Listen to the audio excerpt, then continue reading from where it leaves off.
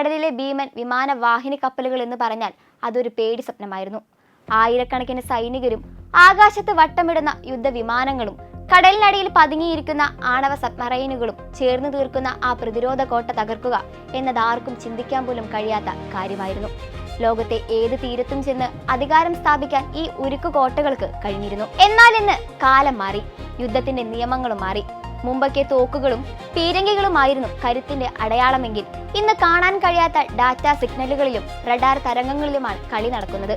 ശത്രുവിന്റെ കണ്ണായ റഡാറുകളെ കണ്ണുകെട്ടാനും അവരുടെ കപ്പലിലെ കമ്പ്യൂട്ടറുകളെ നിശ്ചലമാക്കാനും കഴിയുന്ന ഇലക്ട്രോണിക് യുദ്ധമെന്ന് ആ ഭീമൻ കപ്പലുകളെ നിസ്സഹായരാക്കുന്നു.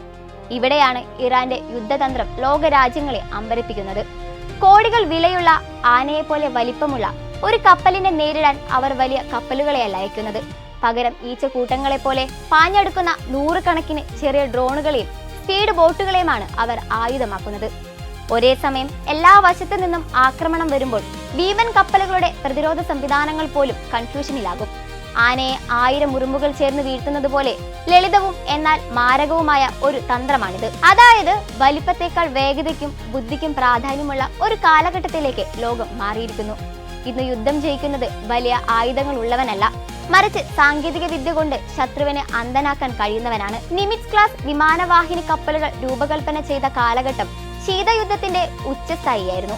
അമേരിക്കയും സോവിയറ്റ് യൂണിയനും തമ്മിലുള്ള ശക്തി പ്രദർശന മത്സരത്തിൽ വലിപ്പവും ആക്രമണശേഷിയും തന്നെയായിരുന്നു പ്രധാന സുരക്ഷാ ഉറപ്പ്. USS എബ്രഹാം ലിങ്കൺ പോലുള്ള കപ്പലുകൾ അതിന്റെ ഉദാഹരണങ്ങളാണ്.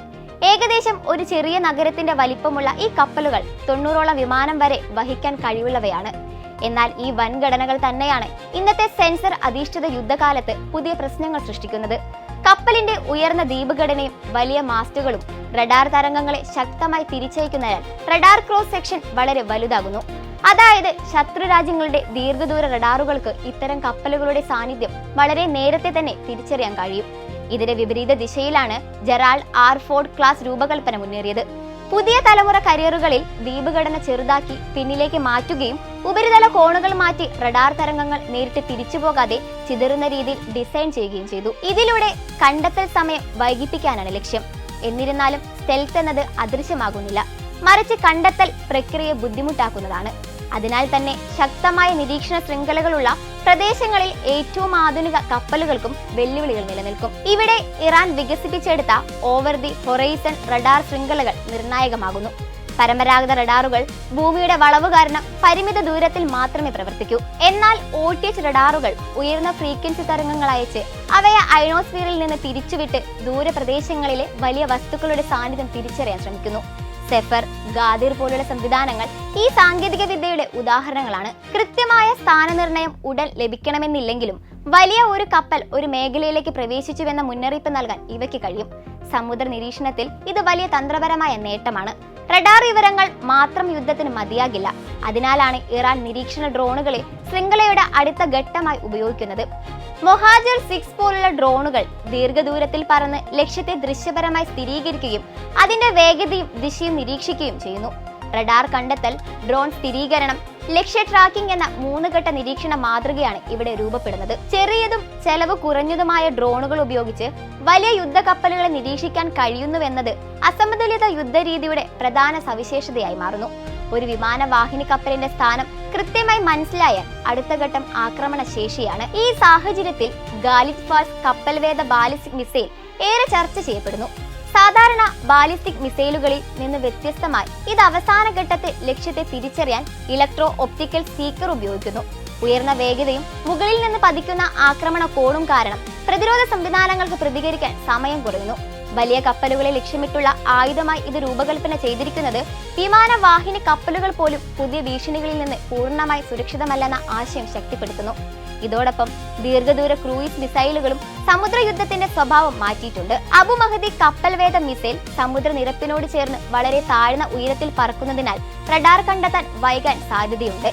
ഈ സീ സ്കിമ്മിംഗ് പ്രൊഫൈൽ പ്രതിരോധ സംവിധാനങ്ങളുടെ പ്രതികരണ സമയം കുറയ്ക്കുന്നു. ഒരേ സമയം പല ദിശകളിൽ നിന്നുള്ള മിസൈൽ ആക്രമണം നടത്താനായാൽ വലിയ പ്രതിരോധ സംവിധാനങ്ങൾ പോലും സമ്മർദ്ദത്തിലാകുമെന്ന് സൈനിക വിദഗ്ധർ വിലയിരുത്തുന്നു.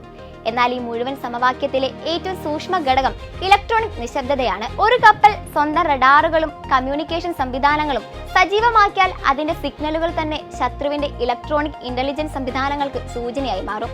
എംകോൺ എന്നറിയപ്പെടുന്ന ഈ നിയന്ത്രണ തന്ത്രം പാലിക്കാത്ത പക്ഷം ഏറ്റവും സ്റ്റെൽത്ത് രൂപകൽപ്പനയുള്ള കപ്പലും കണ്ടെത്തപ്പെടാം. സിഗ്നൽ ഇന്റർസെപ്ഷൻ, സ്പെക്ട്രം വിശകലനം, ഡാറ്റ ട്രയാങ്കുലേഷൻ എന്നിവ ഉപയോഗിച്ച് കപ്പലുകളുടെ സ്ഥാനം നിർണ്ണയിക്കാൻ ശ്രമിക്കുന്ന സംവിധാനങ്ങൾ ഇന്ന് വ്യാപകമാണ്. ഇതെല്ലാം ചേർന്ന് കാണുമ്പോൾ സമുദ്രത്തിലെ ശക്തി ഇനി ഏകപക്ഷീയമായ ആശയമല്ലെന്ന് വ്യക്തമാണ്. വൻകിട വിമാന വാഹിനി കപ്പലുകൾ ഇന്നും അത്യന്തം ശക്തമായ യുദ്ധ പ്ലാറ്റ്ഫോമുകളായിരിക്കുമ്പോഴും ദീർഘദൂര നിരീക്ഷണം, ഡ്രോൺ ശൃംഖലകൾ, കൃത്യതയാർന്ന മിസൈലുകൾ, ഇലക്ട്രോണിക് യുദ്ധം എന്നിവ ചേർന്ന പുതിയ തന്ത്രങ്ങൾ അവയുടെ പ്രവർത്തന സ്വാതന്ത്ര്യത്തെ വെല്ലുവിളിക്കുന്നു. ഇറാൻ സ്വീകരിച്ച ഈ സമീപനം മാറ്റത്തിന്റെ ഉദാഹരണമായി പല വിശകലനങ്ങളിലും ചർച്ച ചെയ്യപ്പെടുന്നു. വലിയ സൈനിക ശക്തിയെ നേരിടുന്നതിന് പകരം അതിന്റെ കണ്ടെത്തൽ ട്രാക്കിംഗ് ശൃംഖലയെ ലക്ഷ്യമിട്ട് യുദ്ധത്തിന്റെ നിയമങ്ങൾ തന്നെ മാറ്റാനുള്ള ശ്രമമായി. അവസാനമായി ആധുനിക സമുദ്രയുദ്ധം ഇനി കപ്പലുകളുടെ പോരാട്ടമല്ല, അത് വിവരത്തിന്റെ വേഗതയും സെൻസറുകളുടെ കൃത്യതയും സിഗ്നലുകളുടെ നിയന്ത്രണവും തമ്മിലുള്ള മത്സരമാണ്. ആരാണ് ആദ്യം കാണുന്നത് എന്നതല്ല പ്രധാന ചോദ്യം, ആരാണ് കൂടുതൽ നേരം കാണപ്പെടാതെ തുടരുന്നത് എന്നതാണ് ഭാവിയിലെ യുദ്ധത്തിന്റെ യഥാർത്ഥ നിർണായകം.